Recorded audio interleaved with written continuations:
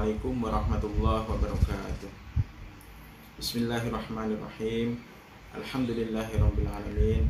Wassalatu wassalamu ala sayyidina Muhammadin wa ala alihi wa sahbihi ajma'in. Amma ba'du. Rabbi syrah li sadri wa yassir li amri wa hlul 'uqdatam min lisani yafqahu qawli. Allahumma anfa'na bima 'allamtana wa 'allimna ma yanfa'una. Allahumma faqihna fiddin wa 'allimna ta'wil. Sahabat LBM yang dirahmati oleh Allah Subhanahu wa taala, alhamdulillah pada hari ini kita masih diberikan kesehatan oleh Allah Subhanahu wa taala, dan semoga di hari-hari yang akan datang kita pula diberikan kesehatan oleh Allah Subhanahu wa taala, baik sehat jasmani, sehat rohani, sehat pikiran, dan sehat segala-galanya. Tidak lupa kita doakan juga teman-teman kita yang sedang sakit dan yang sedang bersedih maupun yang sedang tertimpa musibah. Semoga teman-teman kita serasa sakitnya, kesedihannya, dan juga musibahnya diangkat, dihilangkan oleh Allah, digantikan dengan rasa bahagia, dengan kesembuhan, dan juga kegembiraan oleh Allah Subhanahu wa taala.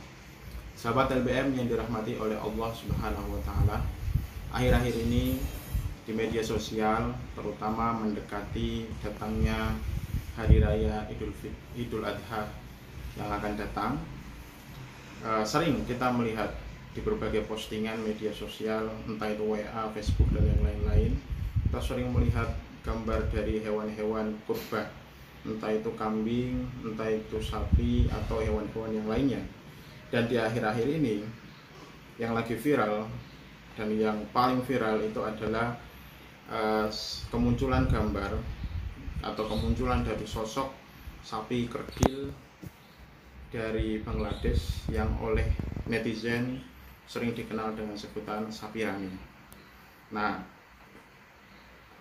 fenomena dari sapi rani ini cukup menggelitik bagi para pemikir syariah, terutama mereka para pakar-pakar fikih, untuk mencoba memberikan jawaban dan juga memberikan tanggapan dari berbagai masyarakat mengenai hukum tentang sapi rani ini.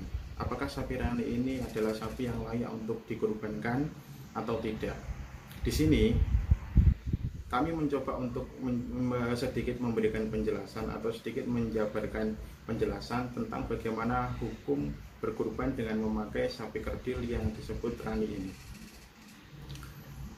Pertama, sapi rani ini adalah, rani itu adalah nama dari seekor sapi. Jadi rani itu bukan nama dari jenis sapi, tapi nama dari seekor sapi yang kerdil dari Bangladesh yang diberi nama rani. Sapi rani ini bobotnya hanya sekitar 26 kg, tidak lebih besar dari bobotnya kambing. Sedangkan normalnya sapi itu sekitar 250-300 atau lebih. Jadi bisa kita ambil sedikit kesimpulan bahwa sapi rani ini karena tubuhnya yang begitu mungil, daging yang dihasilkan oleh sapi rani ini juga sangatlah sedikit.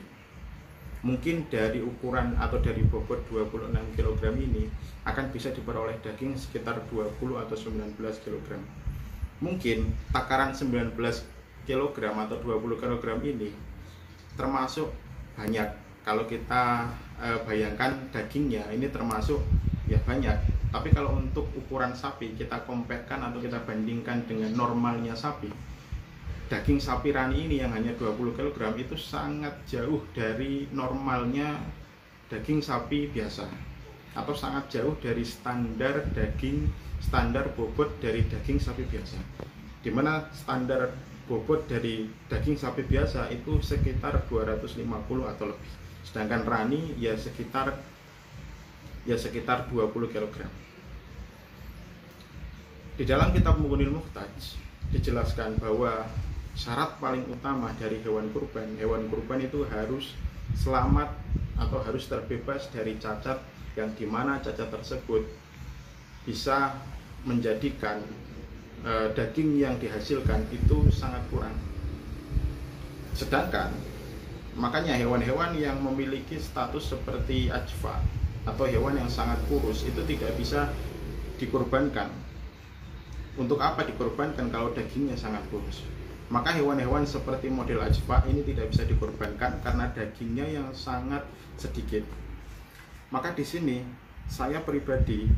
menurut saya pribadi, sapi rani itu adalah sapi yang memang memiliki status hampir sama seperti ajwa. Jadi saya mengilhakkan atau menyamakan hukum sapi rani ini dengan sapi yang memiliki cacat ajwa, yaitu sama-sama memiliki kandungan daging yang tidak standar. Jika kandungan daging dari seekor sapi ini tidak standar, maka sapi tersebut juga memiliki hukum tidak layak untuk dijadikan sebagai hewan kurban. Dari mana saya bisa mendapatkan gambaran standar ini? Memang secara syariat gambaran standarnya itu tidak ada. Berapakah bobot sapi yang harus dikorbankan? Memang tidak ada. Berapakah bobot dari kambing yang layak untuk dikorbankan? Juga tidak ada. Berapakah bobot dari onta yang dikorbankan? Juga tidak ada. Jika memang tidak ada standar, kita akan sedikit mencari standar itu dari uruf. Karena di dalam qawaid fikih ada sebuah kaidah bahwa wa kullu ma la yandobit syar'an wala wad'an falil urfi ruju'uhun jala. Jadi setiap perkara yang oleh syariat itu tidak ada standarnya dan oleh wad'u lugo juga tidak ada standarnya, maka standarnya akan kembali kepada masyarakat.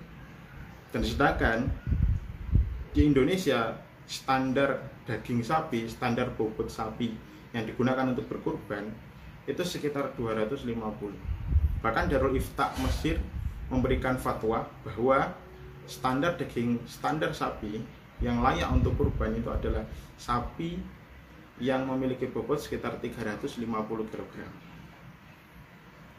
Jadi kesimpulan pribadi saya lebih condong bahwa sapi rani ini tidak layak dijadikan sebagai sapi kurban. Kenapa? Karena sapi ini memiliki cacat genetik.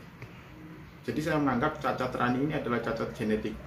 Dan cacat genetik ini menyerupai dengan cacat yang ada di dalam kitab Mughnil Muhtaj, yaitu ajwa, di mana cacat genetik yang dialami oleh rani menjadikan rani tidak memiliki daging yang standar, sebagaimana yang ada di dalam kitab Mughnil Muhtaj bahwa sapi yang terkena penyakit ajwa, sapi tersebut juga tidak memiliki daging yang standar.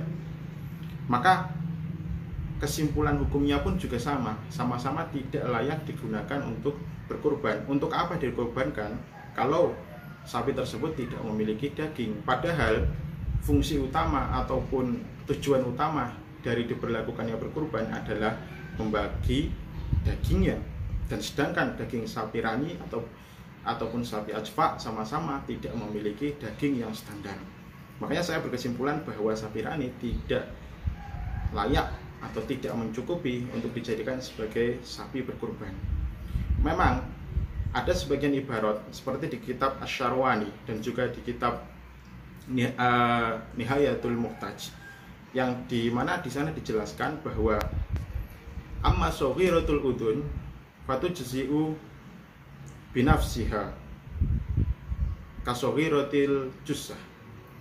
Di dalam kitab Asy-Syarwani dijelaskan bahwa hewan yang memiliki telinga yang kecil, maka hewan tersebut diperbolehkan untuk dijadikan sebagai hewan berkurban, sebagaimana hewan yang memiliki bentuk yang kecil. Di situ ada redaksi saghiratul jussah.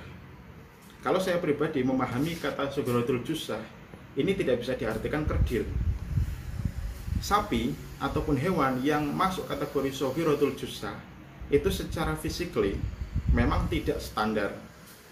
Misalkan sapi yang masuk kategori saghiratul jussah, sapinya memang tingginya dan bobotnya tidak sama seperti sapi biasanya, tapi setidaknya daging yang dihasilkan itu masih banyak. Tidak seperti sapi rani. Sapi rani ini bukan sapi soghir, tapi lebih di bawahnya soghir.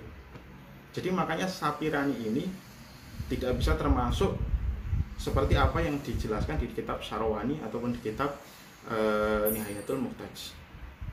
Jadi tetap saja ibarat yang menyatakan bahwa saghiratul jussah itu masih diperbolehkan dijadikan sebagai hewan kurban itu manakala dari hewan yang soghiratul juz'a itu masih bisa menghasilkan daging yang standar atau mendekati standar. Dan sedangkan daging yang dihasilkan oleh sapi rani itu sama sekali tidak standar. Kenapa? Karena dagingnya sangat sedikit. Mungkin 20 kg itu termasuk banyak, tapi kalau dibandingkan dengan, kalau dikompetkan dengan sapi, ini tidaklah banyak gitu. Mungkin daging kambing itu ketika dikurbankan juga sama, sekitar 20 kg atau 24 kg atau lebih. Tapi tetap boleh, karena itu kambing. Rani dagingnya 20 kg dianggap sebagai daging yang tidak mencukupi. Kenapa? Karena bentuk fisiknya adalah bentuk fisik sapi dan bukan kambing. Maka dari itu saya pribadi memiliki pendapat bahwa sapi kerdil seperti rani adalah sapi yang cacat secara genetik, dan cacat secara genetiknya ini menyerupai dengan cacat yang ada di dalam berbagai kitab salaf, termasuk kitab Mughni Muhtaj, bahwa cacat ajfa itu adalah cacat yang menyebabkan hewan tersebut tidak diperbolehkan untuk dikurbankan. Jadi memiliki kesimpulan yang sama pun bahwa sapi ini akhirnya sama-sama sapi yang tidak layak untuk dikurbankan. Demikian sedikit penjelasan dari kami. Jika ada kesalahan baik itu ucapan ataupun pembacaan ibarat, secara pribadi saya meminta maaf. Jika ada yang tidak setuju, bisa kita komunikasikan dan kita diskusikan di kolom komentar. Terima kasih. Wabillahi taufiq wal hidayah. Wassalamualaikum warahmatullahi wabarakatuh.